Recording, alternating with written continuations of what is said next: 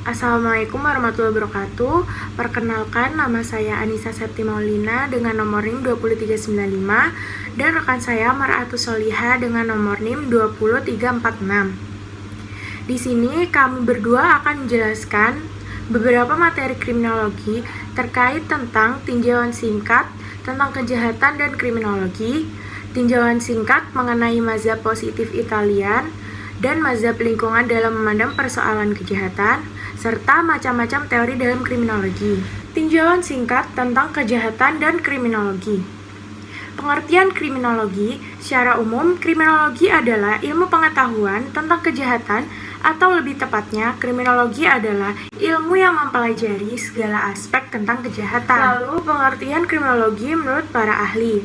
Menurut Edwin H. Sutherland dan Donald R. Creasy, menyatakan bahwa kriminologi adalah ilmu pengetahuan yang mempelajari kejahatan sebagai suatu fenomena sosial. Ilmu ini di dalamnya mencakup bidang proses pembuatan hukum, pelanggaran hukum, dan reaksi terhadap pelanggaran hukum itu sendiri. Proses ini terdiri dari 3 aspek yang berupa instruksi yang berurutan. Undang-undang tertentu yang berkaitan dengan suatu yang tidak logis yang ditentukan oleh politik sosial sebagai kejahatan. Bahkan definisinya sejumlah orang tetap komit dengan perilaku kejahatan dan politik sosial yang bereaksi dengan adanya hukuman, perlakuan, ataupun pencegahan. Instruksi yang berurutan ini adalah objek masalah kriminologi. Kriminologi terdiri dari 3 kelompok prinsip, antara lain yang pertama, sosiologi hukum, yang merupakan analisa ilmiah untuk mengungkapkan kondisi-kondisi yang membentuk hukum pidana dan jarang disentuh dalam buku kriminologi umumnya. Yang kedua, etiologi kriminal, yang merupakan analisa ilmiah untuk meneliti sebab-musabab kejahatan. Dan yang ketiga, ada penologi, merupakan hal yang berhubungan dengan kontrol terhadap kejahatan. Lalu, pendapat yang kedua oleh Gonger menyatakan bahwa kriminologi adalah ilmu pengetahuan yang bertujuan menyelidiki gejala-gejala kejahatan seluas-luasnya. Sedangkan Nurut Mulyatno dikutip dari Stephen Hurwitz 1986 menyatakan kriminologi merupakan ilmu pengetahuan tentang kejahatan-kejahatan dan kelakuan jelek dan tentang orangnya yang tersangkut pada kejahatan dan kelakuan jelek itu. Dengan kejahatan dimaksudkan pula pelanggaran. Artinya perbuatan yang menurut undang-undang diancam dengan pidana dan kriminalitas meliputi kejahatan dan kelakuan jelek. Lalu yang terakhir menurut Edi Warman, kriminologi adalah suatu ilmu pengetahuan yang mempelajari kejahatan baik yang dilakukan oleh individu, kelompok, ataupun masyarakat, dan sebab musabab timbulnya kejahatan serta upaya-upaya penanggulangannya, sehingga orang tidak berbuat kejahatan lagi. Hubungan kejahatan dengan kriminologi. Kejahatan dianggap sebagai tindakan manusia sebagai gejala sosial dan kriminologi memusatkan perhatiannya pada faktor-faktor penyebab terjadinya kejahatan. Jadi, kriminologi itu berusaha untuk memperoleh pengetahuan dan pengertian mengenai gejala sosial di bidang kejahatan yang terjadi di dalam masyarakat. Atau, dengan kata lain, kriminologi berfungsi untuk menelusuri mengapa terdakwa sampai melakukan perbuatan kejahatan tersebut. Kejahatan sendiri terbagi menjadi 3. Yang pertama, kejahatan secara praktis. Yang kedua, kejahatan secara religius. Dan yang ketiga, kejahatan secara yuridis. Kejahatan secara praktis atau practical interpretation adalah suatu perbuatan yang dilakukan oleh seseorang yang melanggar ketentuan hukum atau peraturan perundang-undangan dan terhadap pelakunya dikenakan sanksi pidana. Yang kedua, ada kejahatan secara religius atau religious interpretation. Adalah suatu pengertian yang mengidentikan perbuatan jahat dengan dosa. Jahat dan dosa dalam arti religius itu merupakan sinonim. Berbuat jahat adalah dosa dan sebaliknya berbuat dosa adalah sebuah kejahatan. Lalu yang ketiga ada kejahatan secara yuridis atau juridical interpretation. Adalah suatu perbuatan yang melanggar hukum atau yang dilarang oleh undang-undang. Objek kajian kriminologi terbagi menjadi 3 substansi. Yang pertama, kejahatan atau perbuatan. Objek studi pertama kriminologi ini adalah kejahatan atau perbuatan yang oleh negara telah dinyatakan sebagai kejahatan dalam arti pelanggaran terhadap undang-undang pidana. Tetapi, perlu kiranya mendapat perhatian dalam hal bahwa undang-undang biasanya terbelakang jika dibandingkan dengan kesadaran hukum masyarakat. Maka, perlu pula dipelajari perbedaan serta perubahan kesadaran hukum masyarakat ini terhadap undang-undang hukum pidana. Perlu pula diperhatikan bahwa perbuatan yang dinyatakan dilarang oleh negara dan diancam pidana tidak selalu sama menurut tempat dan waktu.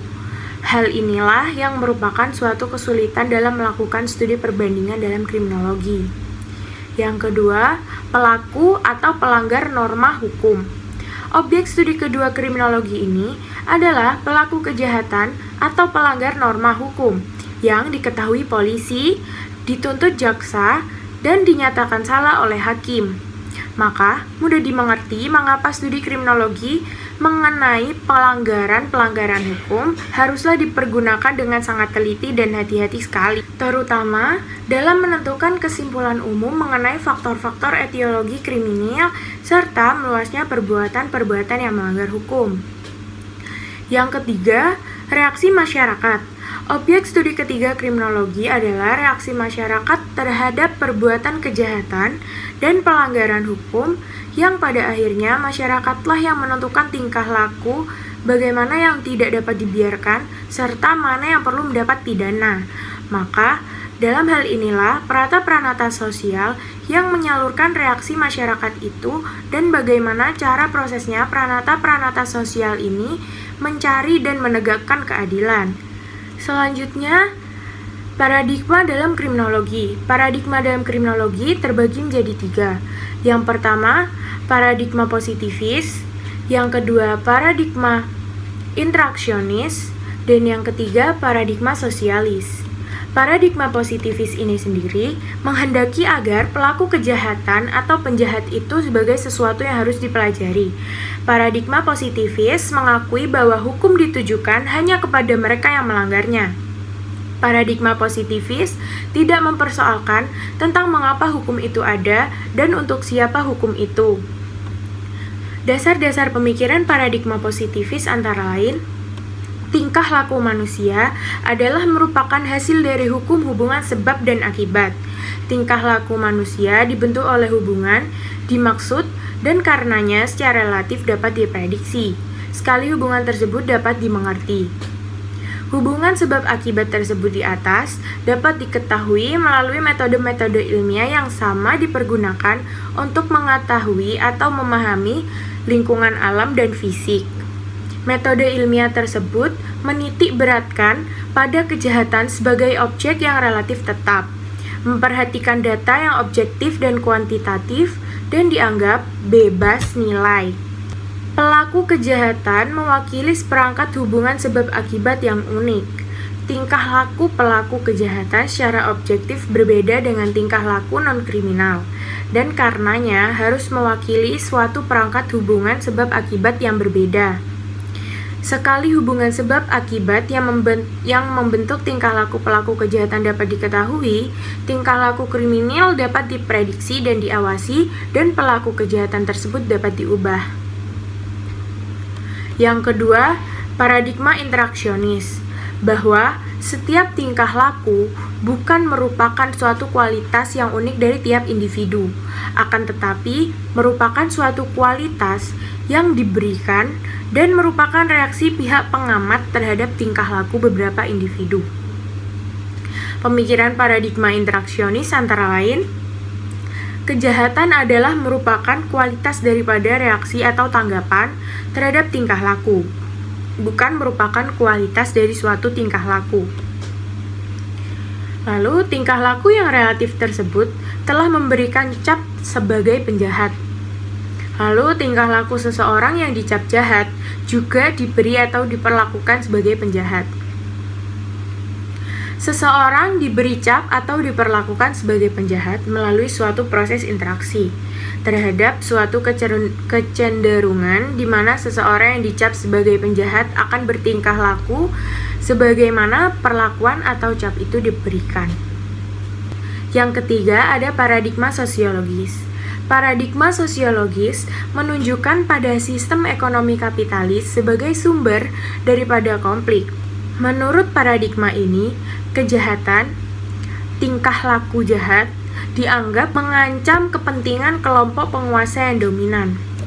Kerangka pemikirannya antara lain, negara kapitalis muncul untuk mempertahankan kelas ekonomi yang dominan, yaitu mereka yang memiliki dan menguasai alat-alat produksi. Yang kedua, kepentingan yang paling utama dari kaum kapitalis adalah memelihara ekonomi dan tertib sosial yang dapat mempertahankan kekuasaan dan hak-hak istimewa mereka. Yang ketiga, tujuan utama hukum pidana adalah mempertahankan ekonomi dan tertib sosial yang menguntungkan kaum elit yang berkuasa dengan mengadakan kriminalisasi tingkah laku yang mengancam tertib sosial tersebut. Yang keempat, tingkah laku yang mengancam tertib sosial dihadapi dengan suatu sistem peradilan yang dilaksanakan oleh penegak hukum yang melayani kepentingan kapitalis. Yang kelima, negara kapitalis menghendaki agar mereka yang termasuk kelas rakyat jelata dihadapi oleh kekuatan melalui sistem hukum. Yang keenam, masalah kejahatan dalam masyarakat kapitalis hanya dapat diatasi dengan diruntuhkannya negara kapitalis dan ditumbuhkannya masyarakat baru berdasarkan dasar-dasar sosialitis. Lalu, faktor-faktor penyebab terjadinya kejahatan. Yang pertama, faktor intern adalah faktor-faktor yang terdapat pada individu seperti umur, gender, kedudukan individu, pendidikan individu, masalah rekreasi atau liburan individu, dan agama individu. Yang kedua, faktor eksternalnya adalah faktor-faktor yang berada di luar individu. Faktor eksternal ini berpokok pangkal pada lingkungan individu seperti waktu kejahatan, tempat kejahatan, keadaan keluarga dalam hubungannya dengan kejahatan. Lalu, materi berikutnya akan disampaikan oleh rekan saya, Mar'atus Solihah. Kepada Mar'atus Solihah dipersilakan. Materi selanjutnya yaitu tinjauan singkat mengenai mazhab positif Italian. Yang pertama, aliran positif. Aliran ini dibawakan oleh Cesare Lombroso. Ajaran Lombroso ini menggabungkan positivisme Comte dan juga evolusi dari Darwin. Serta banyak lagi pioner dalam studi tentang hubungan kejahatan dan tubuh manusia. Mazhab ini juga dikenal sebagai mazhab Italia. Dikatakan oleh Lombroso, criminal is born, not made. Teori Lombroso tentang born criminal mengatakan bahwa penjahat adalah suatu bentuk yang lebih rendah dalam kehidupan. Lebih mendekati nenek moyang yang mirip kera dalam sifat bawaan dan watak dibandingkan dengan mereka yang bukan penjahat. Menurut Lombroso, manusia dapat dibedakan dari non-kriminal melalui beberapa ciri fisiknya. Pada tahap perkembangan, sebelum mereka benar-benar menjadi manusia, Lombroso beralasan bahwa seringkali penjahat memiliki rahang yang besar dan gigi taring yang kuat. Ada proposisi yang dimukakan oleh Lombroso tentang born criminal. Yang pertama ialah penjahat dilahirkan dan mempunyai tipe yang berbeda-beda. Yang kedua, tipe ini dikenal dengan ciri tertentu seperti rahang yang asimetris, hidung yang pendek, rambut janggut yang jarang, dan tahan terhadap rasa sakit. Yang ketiga, tanda-tanda lahiriah bukanlah merupakan penyebab mereka melakukan kejahatan, tetapi merupakan tanda pengenal kepribadian yang cenderung memiliki kebiasaan yang jahat. Yang keempat yaitu, karena adanya kepribadian ini, mereka tidak dapat terhindar dari pengaruh sifat yang jahat, kecuali bila lingkungan mereka tidak mendukung. Penganut aliran ini juga mengemukakan bahwa penjahat seperti pencuri, pelaku pembunuhan, pelanggaran seks dibedakan oleh tanda-tanda dan ciri-ciri tertentu. Penolakan terhadap mazhab sosialis dilancarkan oleh kaum-kaum tipologik, yakni mereka yang beranggapan bahwa kejahatan tidak dihasilkan dari pengaruh ekonomi, namun kejahatan itu sendiri dipengaruhi oleh mereka sendiri. Penolakan terhadap aliran klasik ini disebut sebagai positive school pada abad ke-19. Aliran positif muncul sebab dari ketidakpuasan dari jawaban-jawaban aliran klasik. Aliran ini bertolak pada pandangan bahwa perilaku manusia ditentukan oleh faktor-faktor di luar kontrolnya, baik merupakan faktor biologik maupun kultural. Ini berarti manusia bukan makhluk yang bebas untuk berbuat menurut dorongan keinginannya, tetapi dibatasi oleh perangkat biologiknya dan situasi kulturalnya. Secara singkat, aliran ini berpegang bahwa keyakinan dalam kehidupan seseorang itu dikuasai oleh hukum sebab dan akibat. Aliran positif ini memiliki landasan berpikir sebagai berikut. Yang pertama, kehidupan manusia ini dikuasai oleh hukum sebab dan akibat. Yang kedua, masalah-masalah sosial seperti kejahatan dapat diatasi dengan cara studi sistematis mengenai tingkah laku manusia. Yang ketiga yaitu tingkah laku kriminal itu dihasilkan dari kondisi abnormalitas, yang mungkin saja abnormalitas tersebut terletak pada individu atau juga pada lingkungannya. Yang keempat yaitu tanda-tanda abnormalitas bisa dibandingkan dengan tanda-tanda yang normal. Abnormalitas ini dapat diperbaiki, maka penjahat pun bisa diperbaiki juga. Yang terakhir ialah treatment. Treatment telah menguntungkan bagi penyembuhan beberapa penjahat, sehingga tujuan dari sanksi bukanlah menghukum, melainkan memperlakukan dan membina para pelaku kejahatan. Selanjutnya ialah mazhab lingkungan dalam memandang persoalan kejahatan. Ada beberapa faktor yang menyebabkan manusia melakukan tindak kejahatan, seperti faktor ekonomi, faktor sosial, faktor pendidikan, faktor lingkungan, dan lain-lain. Dalam pembahasan kali ini, kami akan menjelaskan mengenai pandangan aliran lingkungan dalam memandang suatu kejahatan. Teori ini diciptakan oleh A. Lacassagne. Beliau ialah mahaguru dalam ilmu kedokteran kehakiman. Aliran ini merupakan suatu reaksi terhadap antropologi kriminal yang menolak tentang adanya orang jahat karena pembawaan ataupun penjahat sejak lahir. Aliran ini berpendapat bahwa sebetulnya seorang penjahat itu tidak bersalah. Jika seseorang menjadi jahat ataupun berbuat jahat, ialah disebabkan karena susunan, corak, dan tempat di mana mereka hidup. Hal itu akan mudah menimbulkan kejahatan. Selain itu, jika harga barang-barang tinggi, misalnya karena peperangan, sedangkan pendapatan masyarakat itu tidak mencukupi, sudah tentu kejahatan seperti pencurian, korupsi akan semakin besar jumlahnya daripada zaman normal. Pun di kota-kota besar, pengaruh film-film yang tak baik dan juga buku-buku porno tak kurang mempengaruhi anak-anak untuk melakukan tindakan jahat seperti dalam buku dan juga film tersebut. Dalam hal ini, politik kriminal atau ilmu-ilmu yang mencari cara untuk memberantas kejahatan itu teristimewa ditunjukkan kepada perbaikan-perbaikan dalam masyarakat. Misalnya dengan jalan pemberantasan tunasusila, sensor film, buku porno, dan lain-lain. Sedang si penjahat itu diberi pendidikan dan dipindahkan ke lingkungan yang baik. Akan tetapi, sebenarnya salah pula jika hanya menitik beratkan penyelidikan terhadap sebab-sebab kejahatan pada masyarakat saja dalam menyampaikan faktor individual dari seseorang yang ternyata bahwa keadaan masyarakat tersebut atau pendidikan yang sebaik-baiknya saja tidak dapat menghindarkan sifat-sifat jahat dan seorang penjahat. Berikut ini merupakan contoh kasus kejahatan yang disebabkan oleh faktor lingkungan.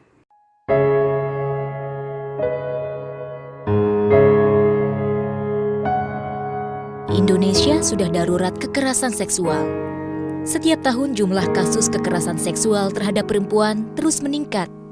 Data Komisi Nasional Anti Kekerasan Terhadap Perempuan misalnya menyebutkan jumlah kekerasan seksual terhadap perempuan yang dilaporkan dan ditangani selama 2017 berjumlah 335.062 kasus. Jumlah ini naik drastis dari tahun sebelumnya yang sebanyak 259.150 kasus. Komisi juga mengatakan bahwa sebanyak 50% kasus perempuan yang melaporkan tindak kekerasan seksual berakhir dengan jalur mediasi, yakni dengan mengawinkan korban dengan pelaku. Inilah yang melahirkan pandangan permisif terhadap kekerasan seksual serta membuat masyarakat tidak berempati pada korban dan bahkan cenderung ikut menyalahkan korban. Pandangan seperti ini harus diubah karena bila ada kekerasan maka pelaku dan calon pelakunya yang harus dikerangkeng, bukan malah membelenggu kebebasan korban dan calon korban. Hal-hal itulah yang harus segera dibenahi bila kita ingin menjadi negara yang adil. Untuk itu, Dewan Perwakilan Rakyat dan pemerintah harus segera mengesahkan rancangan Undang-Undang Penghapusan Kekerasan Seksual. Undang-undang itu akan memperbaiki berbagai masalah di atas dan memberi landasan yang lebih kukuh dalam pencegahan dan penanganan kekerasan seksual, khususnya terhadap perempuan dan anak, dua kelompok yang paling rawan menjadi korban. Perundang-undangan yang tersedia sekarang belum efektif menangani kekerasan seksual. Undang-Undang Perlindungan Anak misalnya tidak memberikan kejelasan lebih lanjut tentang unsur tindak pidana eksploitasi seksual. Adapun Kitab Undang-Undang Hukum Pidana hanya menggolongkan para predator seksual dalam kategori perbuatan pencabulan dengan sanksi hukuman maksimal hanya 9 tahun penjara. Padahal, para predator seksual itu telah memangsa banyak korban anak-anak. Undang-undang baru itu akan menciptakan pranata pemberatan hukuman kepada pelaku kejahatan seksual sebagai upaya pencegahan sekaligus penindakan. Dia juga memberi landasan pengaturan agar tercipta keadilan bagi pelaku maupun korban. Salah satunya dengan bentuk pembuktian kejahatan tanpa prosedur yang berbelit, seperti dalam Kitab Undang-Undang Hukum Acara Pidana, tetapi lebih sederhana dan mudah bagi para korban. Undang-undang ini juga akan mengatur lembaga dan unit khusus untuk menangani kejahatan seksual, termasuk pendampingan psikiater dan dokter khusus bagi korban dan perlindungan hukum bagi korban dan saksi yang didanai anggaran pendapatan dan belanja negara. Dia juga menyediakan ganti rugi material dan imaterial kepada korban. Kehadiran undang-undang itu nanti akan menciptakan sistem hukum yang bersifat permanen dan sistematis dalam penanganan kasus kekerasan seksual, tidak seperti sekarang yang cenderung bersifat reaktif dan bergantung pada kepekaan polisi dan hakim. Hal terakhir ini telah menyebabkan korban bahkan dapat mengalami pelecehan berkali-kali, diperkosa pelaku, dilecehkan polisi, dan ditindas di pengadilan. Dewan bersama pemerintah sekarang harus lebih serius menangani penghapusan kekerasan seksual, terutama dengan segera mengesahkan undang-undang tadi. Tanpa hal itu, perlindungan terhadap korban dan proses penegakan hukumnya tidak akan pernah maksimal.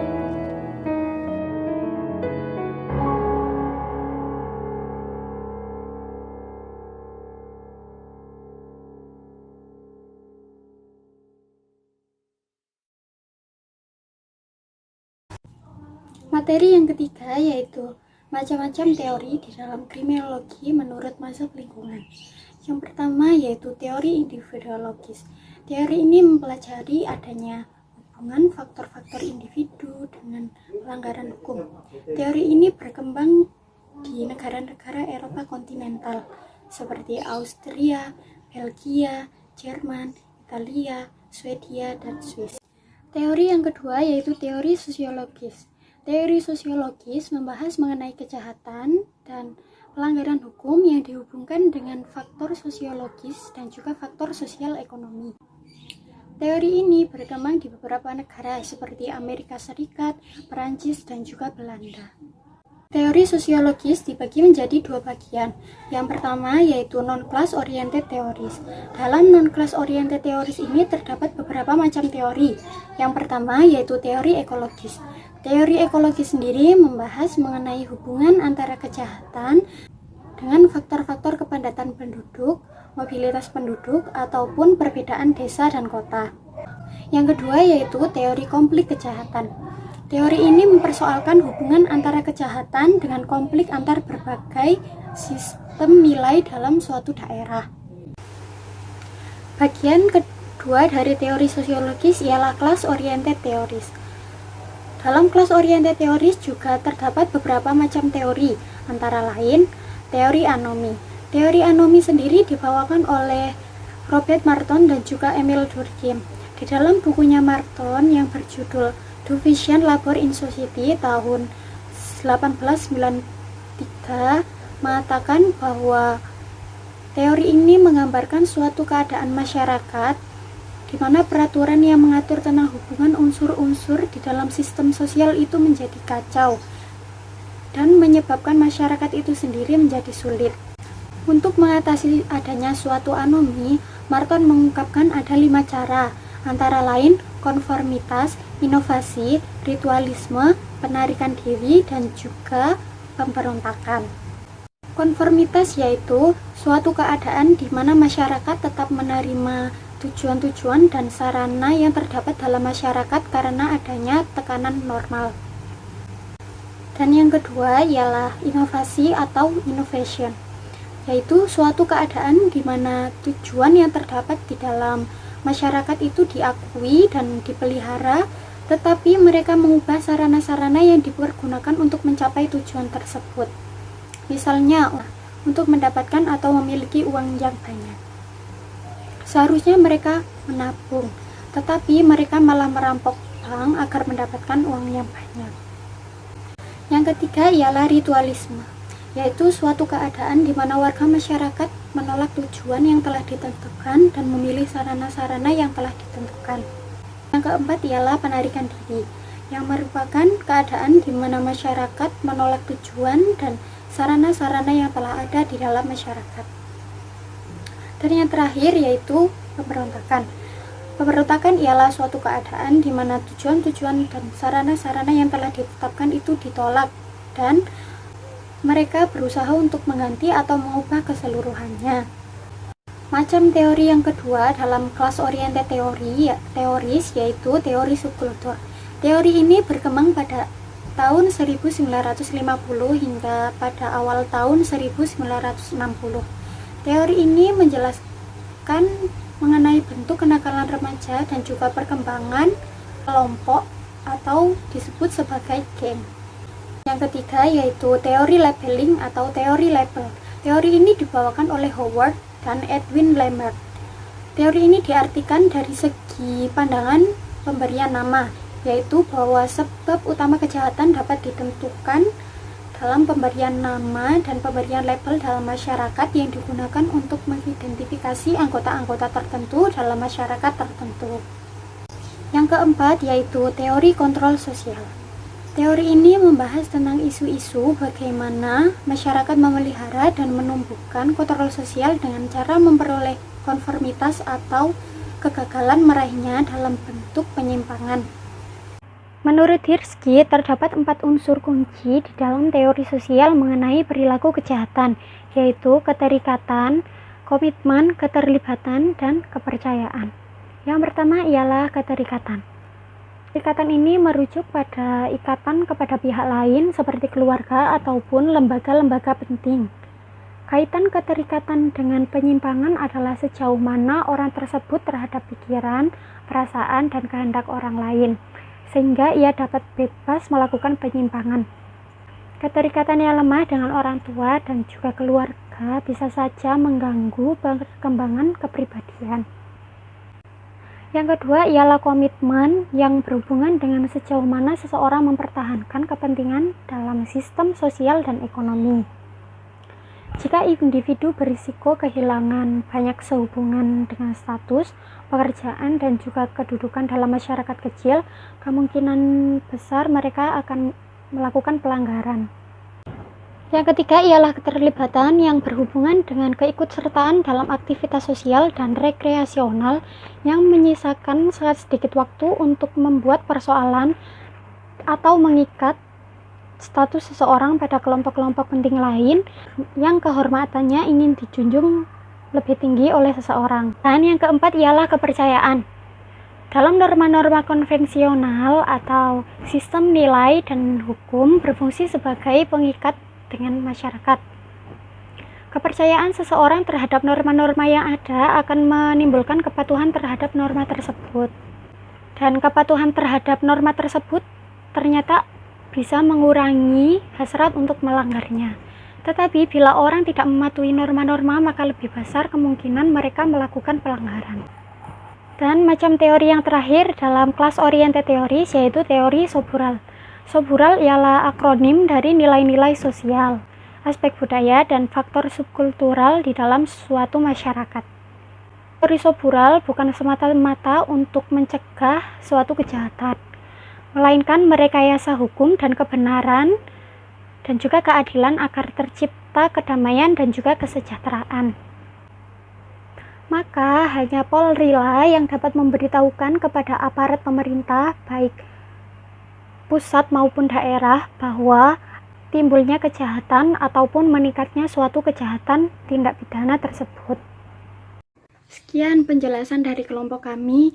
Mohon maaf apabila ada salah kata. Sekian, terima kasih. Wassalamualaikum warahmatullahi wabarakatuh.